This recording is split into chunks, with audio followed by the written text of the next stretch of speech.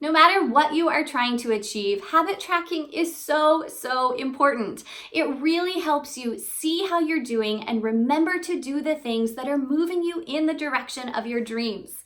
In this video, I want to share with you 4 simple ways to track your habits by hand. Everything from a really easy method to something a little bit more structured with lots of room for adding your own creative flair along the way. Now, I've previously talked about why habit tracking is so important, as well as giving you my top 10 recommendations for the best habit tracking apps that are out there. But for many of us who prefer to physically cross things off and see, on tangible paper how we are doing, I want to give you lots of ideas for these easy ways to track your habits by hand. Method number 1 is super easy. That is just to grab a blank calendar or even print out a free monthly calendar template from online and simply put an X over the day that you do the action you said you were going to do. The idea behind habit tracking is that you want to see a streak emerge. In other words, you want to really see a chain reaction where you are gradually building up to more and more consistency and regularity in doing whatever it is that you know is going to help you, whether that is exercising or drinking more water or writing a certain number of pages, spending a little bit less time on social media each day. It really doesn't matter what habit you are trying to track, and this can be a really neat, simple reminder of how well you are doing.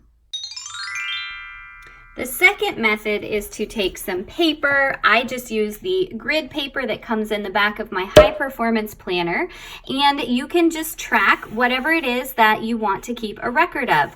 I always write down the date. I keep a record of the exercises I did that day, and then these are columns for different vitamins and activities that I want to do, simply putting an X in the column that applies for having done the action. I also track certain metrics that go along with trying to grow my YouTube channel and my side business. So whatever it is that you want to track here, the idea is simply to just mark a record of it day after day. This kind of option is great when you have lots of different things you want to track at once, and it only takes a second to fill out every night before bed. This next method is an example of something that is a little bit more elaborate, but of course people who are really into bullet journaling could make this so much more beautiful and fancy than I did. All you do is take some blank paper, grid paper or dot paper is ideal for this, and here all I did was write the days of the month across the top and the things I want to track across the left-hand side. And then what you would do is just fill in or cross off the days that you did complete that action. Then you could calculate the completion rate of what percentage of days you completed that habit. And you can write notes to yourself about things that came up or what went well or not. Ways to take this up a notch would obviously be to use different colored pens or to categorize the kinds of habits that you are tracking. Now, as I mentioned in this other video, it is so important to set commitments, not just goals, right? And for me, the thing that takes my goals up a notch and really helps me ensure that I reach them is turning them into a commitment. So the first page of this habit tracker, I made a legal contract where I literally write my name on the dotted line. I sign this form, and that can sound really silly, but it also just adds that extra weight, right? It turns it into something more serious, more valid. And for me, that helps me stay accountable because I am more likely to do the thing that I have committed to. It's something that is no longer an option. All right, so the first page here is asking you to designate the specific goal you want to change. Then it's so important to clarify our motivation for why we want this change to happen, right? What is the real reason behind the goal? Then, what is your action plan? What are the specific component steps that are going to get you from A to Z? Next, setting up accountability from the get-go is so important. We need to think about the ways that we work and kind of what motivates us, what helps us stay on track. Next thing is to designate some rewards that you will give yourself along the way, right? What is it that is going to entice you to keep going, especially when things are hard? Then, writing your name on the dotted line. So this is just, you can use this for any number of things. You can use it for trying to grow your YouTube channel. You can use it to try and write a book. You can use it to, spend more time with your kids. You can use it to break bad habits, right? That you are committing to use social media less every day and stuff like that. It doesn't matter what it is you want to commit to or what you're trying to track. You need a way of holding yourself accountable and, again, setting that commitment and then tracking how you do in meeting those goals along the way, which is what this tracker is designed to do. And you can use a plain old piece of notebook paper, but I love having something a little bit more structured.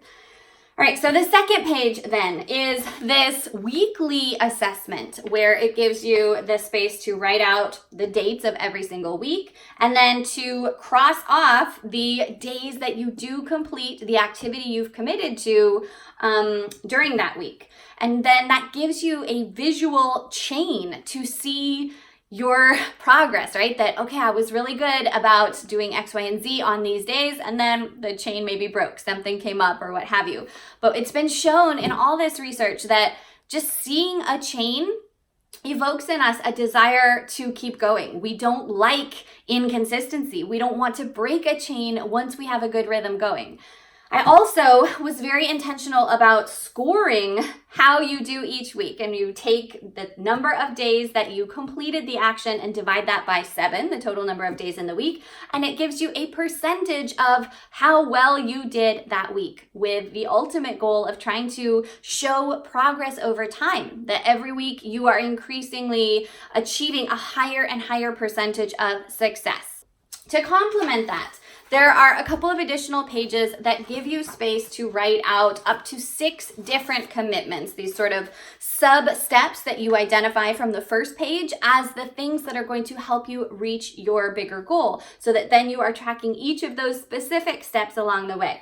But what you can see here is that, again, I'm striving for those streaks. I am able to track the days that I engage in all of these different actions, and you can see where I might have fallen a little bit short or what came up and broke the streak. But overall, the idea is to try and block out as many of these different squares as possible, kind of like a blackout bingo or something, so that you really see more X's, more progress than not.